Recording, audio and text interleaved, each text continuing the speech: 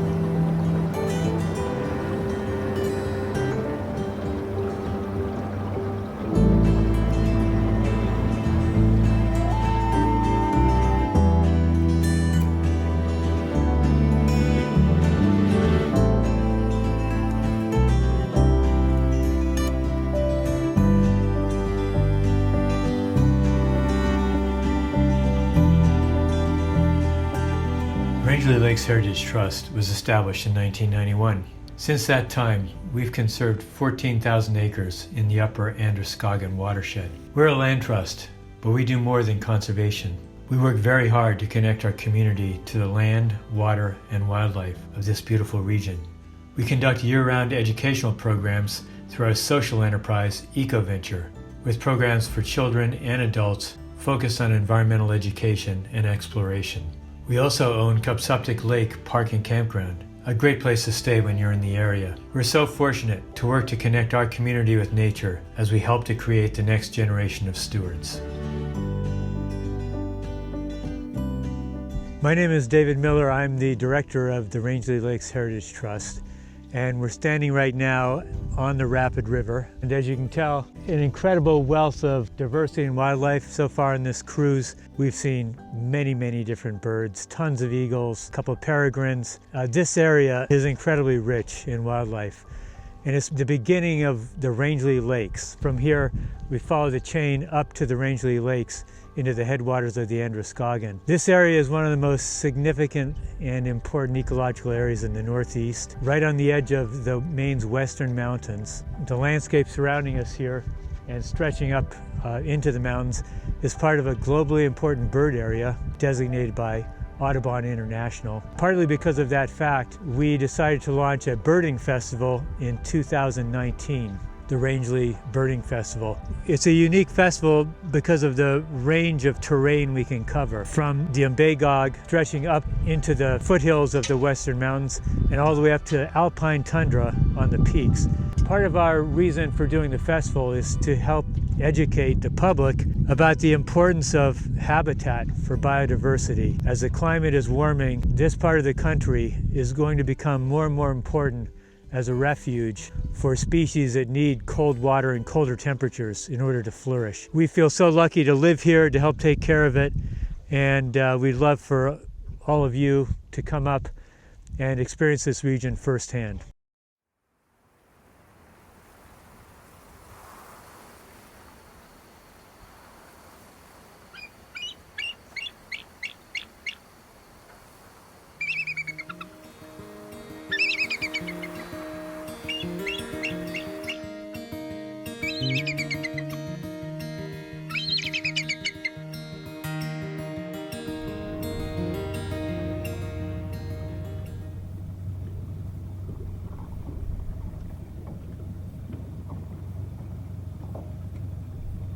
My name's Paul Casey. I'm the refuge manager here at Umbagog National Wildlife Refuge in northern New Hampshire and Maine. Umbagog Refuge is one of over 560 national wildlife refuges across the country. It's a set of over 150 million acres set aside for the primary purpose of the conservation of wildlife. Umbagog National Wildlife Refuge was established in 1992. It was one of the first cooperative efforts involving states, federal governments, private conservation groups who all work together to conserve over 40,000 acres around Umbagog Lake. But first, we want to thank the timber companies because all this land up north here was privately owned in timber management. And those companies stewarded the land through the years, maintaining the shoreline as undeveloped as possible. Unfortunately, as construction pressure developed, there was more demand to develop the shoreline, and the timber companies turned to us, the Fish and Wildlife Service, and looked to see what we could do to conserve it. We set up a committee that involved local communities, private conservation group, the two states, New Hampshire and Maine, and the Fish and Wildlife Service, which over a period of time developed a strategy to conserve lands through both fee acquisition and easement, to keep the forest in forest management into perpetuity. Here in Umbagog and in the northern forest, we tend to be a more landscape scale refuge. It's more of a breeding refuge for migratory birds where they're dispersed over a broader area, so we need to conserve a little bit of a broader area. Umbagog's unique is not only does it have the forest component, but it also has the wetland component and the lake component where you'll have loons, waterfowl, and things like that. So it's a more broad-based landscape scale refuge.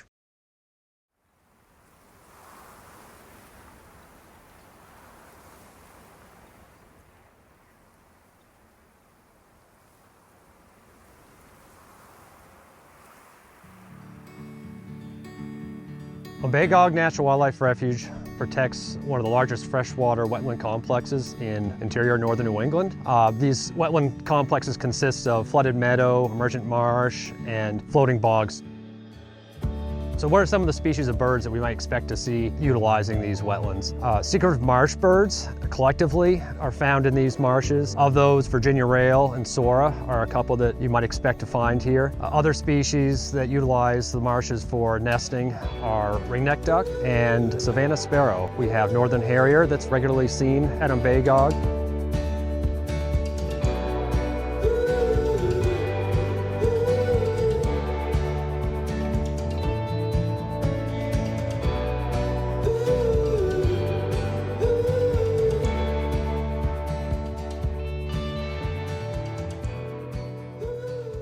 I'm Tom LaPointe, forest ecologist for U.S. Fish and Wildlife Service, and I oversee the forestry program here at Umbagog National Wildlife Refuge. So in order to make management decisions in our forests, we really have to start at a pretty high-level landscape scale and think about the forests at the refuge within the context of the landscape. And so our planning process is really looking at how can we contribute, how can we complement the forests in the surrounding landscape and how those forests are managed. And at the refuge, we have an opportunity to provide a lot of really mature forest for forest interior migratory birds. Because of past management practices, our forests have a different composition and structure than what we typically desire for our wildlife habitat objectives. And so right now I would consider our management to be more of a rehabilitation phase where we're trying to get our forests back to a condition that's more similar to what would occur naturally and provide the composition and structure that are beneficial to our wildlife species. So one of our mottos here at the refuge is habitat by design. I think that is a good way to describe our approach to forestry. We're really thinking about wildlife species and their specific habitat needs. The forestry at Umbagog is designed to primarily promote mature forest habitat characteristics for species such as black-burnian warbler and black-throated green warblers, and to really grow suitable habitat where such habitat is suited to grow. We're in the Mountain Pond 6 Management Unit, which is a 350-acre unit that we treated last year. And primarily, we use single tree and group selection to do a light harvest that will promote and retain mature forest characteristics.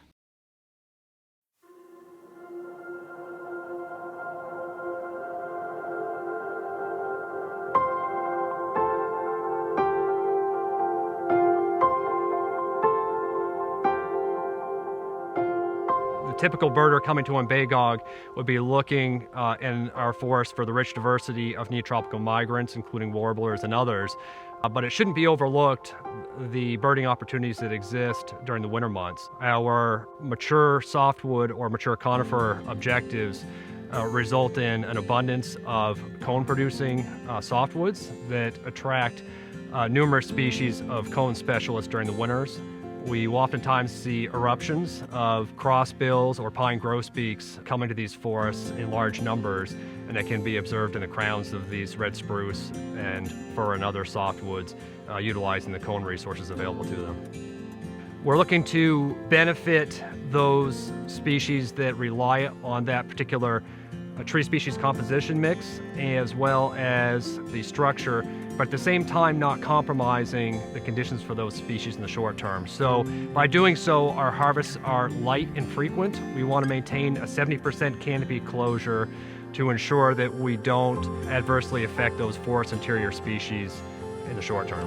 One of the specific features we look to promote and retain in our forest management is a unique feature that we oftentimes find on these larger yellow birch. This curly, platy bark characteristic is easily missed as an important feature that is beneficial not only for nesting. We have certain species like brown creeper that rely on this structure as a nesting sites on the trunks of these large yellow birch, as well as some complex foraging structure for specialists that search for insects up and down the trunks of these large deciduous trees. Another bark characteristic we try to retain with our forest management is trees with this shaggy bark characteristic. Again, like the curly platy bark, this provides an abundant amount of foraging habitat. Likewise, it also provides a roosting habitat for forest bats. The mature forest management that we conduct at Umbagog National Wildlife Refuge looks to achieve a varied age class of our trees, species, and woody vegetation. What we're looking for is a layered effect to benefit a diversity of wildlife and birds. Starting from the ground level with the coarse woody debris, the dead trees that have fallen over and are decaying logs, to the shrub layer that provide that dense nesting habitat for species such as black-throated blue warbler, the mid-story layer, especially with trees with deep crowns like hemlock that have branches that we refer to as ladder branching extending from essentially the ground up through the canopy, provide great nesting and foraging habitat for species like black-throated green warbler, and going up to the canopy and super canopy trees, especially with these mature red spruce that provide nesting and foraging habitat for species such as black Burnian warbler. We have established a series of permanent plots within our forest management areas to collect comprehensive vegetation measurements as well as detailed bird survey data. These will be revisited periodically over time and used to assess the effectiveness of our management.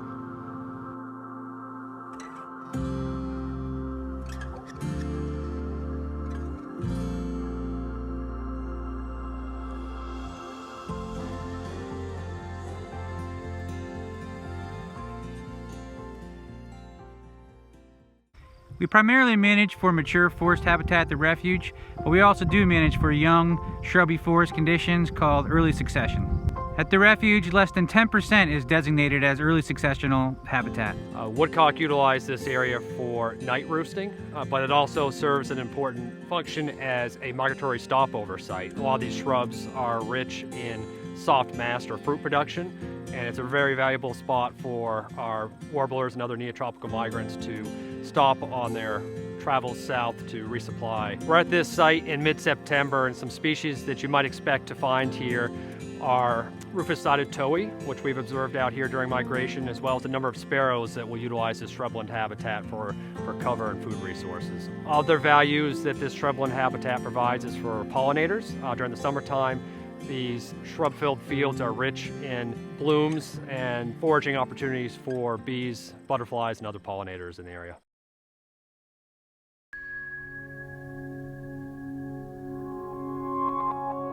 The McGalloway River Trail is a 1.3 mile trail with varying lengths of trails and loops, and has been designed to be accessible for wheelchairs, strollers. The McGalloway River Trail is located on an unusually flat area, which provides excellent accessibility for people who want to walk an easier trail.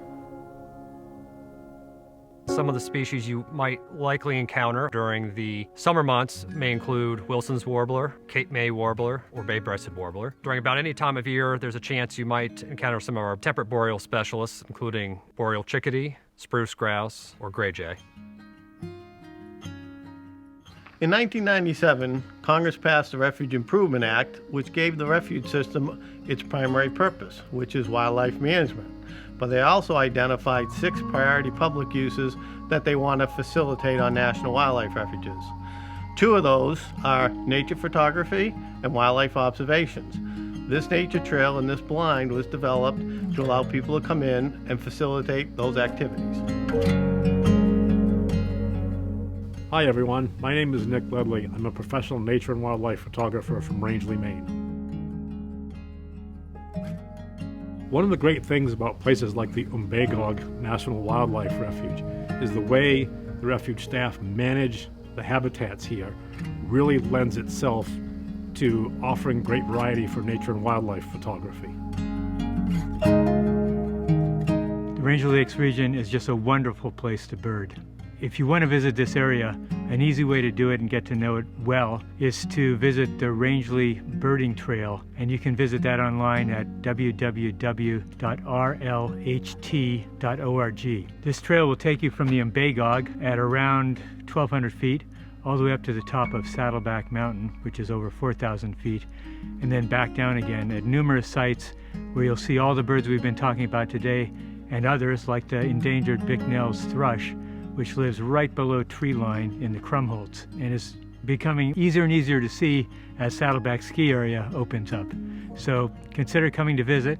Every June we run the Rangeley Birding Festival, which will visit many of those sites, including the Umbagog Wildlife Refuge next year and a number of other just amazing places to see birds. So please consider joining us for that.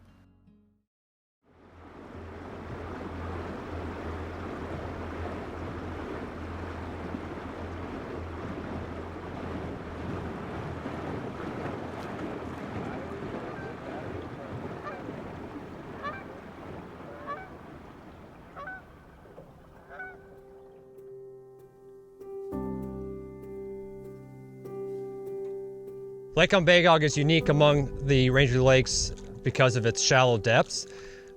We have extensive shallow flats on the lake that provide unique habitat that you don't find at the other Rangeley Lakes. Large flats extend for hundreds of acres on the north end of the lake from the confluence with the Androscoggin River north to the Great Marsh at Leonard Marsh and support an extensive bed of submerged aquatic vegetation. These flats are anywhere from a couple feet to 6 feet deep and are complementary to the large expansive marshes and wetland complexes found at the north end of the lake.